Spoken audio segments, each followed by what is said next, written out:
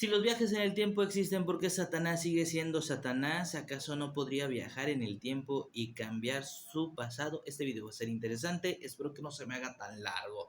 Pero prácticamente la respuesta directa es: Satanás no necesita cambiar absolutamente nada de su pasado. No tiene por qué viajar en el tiempo a corregir nada, ya que no ha hecho, pues podríamos decir que nada malo. Ok, para entender estos conceptos hay que entender dos o tres cosas. Primero, normalmente nosotros tragiversamos a través de la historia y diferentes influencias, unificamos a varios personajes bíblicos en uno solo. Por ejemplo, tendemos a confundir a Lucifer con Satanás, con el arcángel caído que se rebeló ante Dios. Por eso esta pregunta parecería tener coherencia. ¿Por qué el demonio no viaja en el pasado, no traiciona a Dios y se acabó la fiesta, todos felices? Pero es que estamos hablando de personajes diferentes y de alguna manera, si hablamos estrictamente de Satanás, y ahora vas a entender por qué, él no ha traicionado a Dios y no tiene por qué hacer absolutamente nada para cambiar nada de su pasado. Ok, primero comencemos a desmitificar que Satanás, el ángel caído y Lucifer son la misma persona. El nombre de Lucifer es mencionado en la Biblia una sola vez, en una descripción, en donde hablan acerca de que tú, estrella de la mañana, caíste del cielo por la gracia de Dios, tú que fuiste tormento de muchos reinos, ¿no? Y ahí se menciona la palabra Lucifer.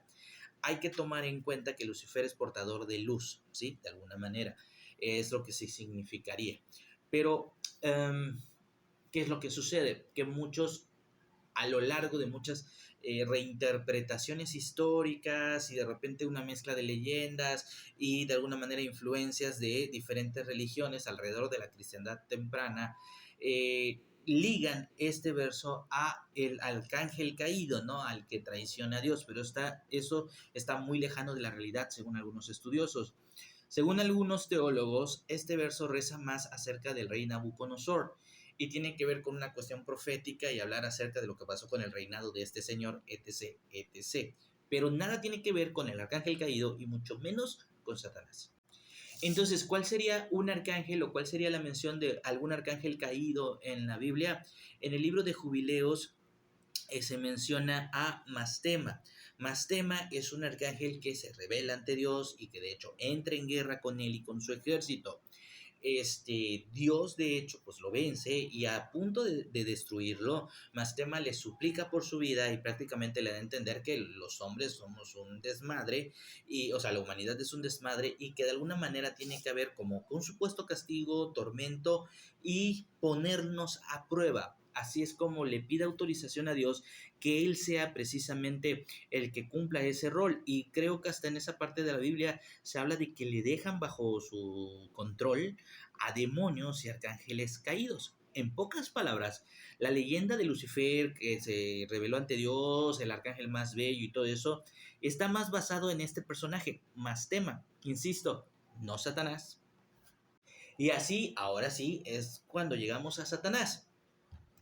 Satanás como tal, previo al libro de Job, es utilizado como una especie de frase descriptiva, ¿no? Se le conoce como adversario, como el opositor, y normalmente pues era como una descripción de una persona. A partir del libro de Job todo cambia. En el libro de Job incluso Satanás juega un rol muy importante como un ejecutor, digámoslo de alguna manera, como una especie de fiscal en el juzgado, no sé cómo decirlo, de Dios, ¿no? En la corte de Dios, sería la palabra correcta. ¿Qué es lo que sucede? Que de repente Dios está hablando muy bien de Job, ¿no? De mírenlo cómo es fiel, miren qué buen muchacho, y de repente Satanás salta y dice, bueno, sí, pero es que lo has llenado y lo has colmado de bendiciones. ¿Qué pasa si lo ponemos a prueba? ¿Te seguiría adorando? Así es como Dios permite que Satanás lo ponga a prueba. Lo tienta, le destruye a la familia, le destruye su casa, lo enferma incluso, y es cuando al final de los días lo trata de convencer de ponerse en contra de Dios, pero creo que no lo logra porque Job resulta ser un hombre fiel. Algo así más o menos está en la Biblia y todos lo pueden investigar porque está en el libro de Job. A partir del libro de Job pasa algo muy curioso con el personaje de Satanás. El personaje de Satanás más bien parece cumplir el rol que Dios le ha asignado de poner a prueba la fe en Dios de la humanidad. ¿Cómo? Haciéndolo pasar por condiciones precoces, poniéndolo al pie de las tentaciones, ¿no? Y todo esto para poner a prueba la voluntad de la humanidad. Incluso en el libro de Job, antes de esto, todo se le atribuía a Dios, tanto lo bueno como lo malo. O sea, lo malo era voluntad de Dios también, y ni modo, agárrense. Pero a partir del libro de Job, psicológicamente o socialmente empieza a haber un cambio en donde ya lo malo y las tentaciones se le empiezan a adjudicar al personaje de Satanás. Pero insisto, con una visión en esa época en donde era su rol, era el trabajo que Dios le había asignado y lo hacía con el permiso de Dios y con la única finalidad de probar la fe y la voluntad de los hombres. Ahora, ¿qué sucede? Según algunos especialistas, primero y antes que nada, a lo largo de toda la historia, sabemos que la Biblia es tan antigua que se ha modificado, se ha reinterpretado, de alguna manera se ha fusionado con otras creencias, conforme algunos pueblos fueron invadidos y luego fueron esclavizados, etc., etc. Según las creencias de muchos historiadores, basándonos estrictamente en los datos bíblicos, el personaje de Satanás, de Lucifer y Mastema se fueron funcionando en uno solo, hasta que terminó en lo que lo conocemos hoy como un único antagonista, rey de los infiernos, que enfrenta a Dios. Pero también cumple un rol muy interesante, y esto ya lo digo nada más como dato. ¿Por qué se volvió tan importante la imagen de Satanás para la cristiandad?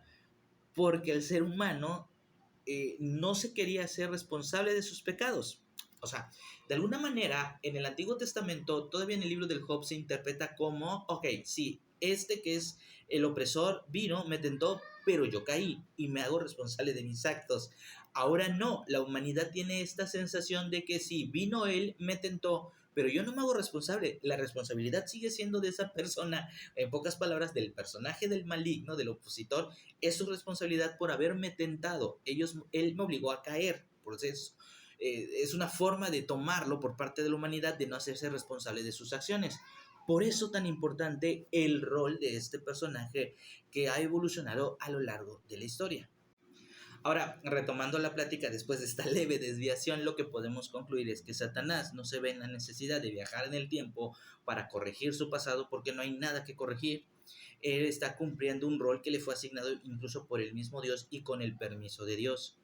En pocas palabras, es parte de su chamba hasta el día de hoy. Por eso no podría dejar de ser Satanás, porque imagínate, sería negar el rol que el mismo Dios le ha impuesto, le ha solicitado que cumpla con ese trabajo, poner a prueba a la humanidad para saber hasta dónde la humanidad tiene voluntad y tiene fe, entrega y amor hacia Dios. Por esa razón es que Satanás no viajaría en el tiempo.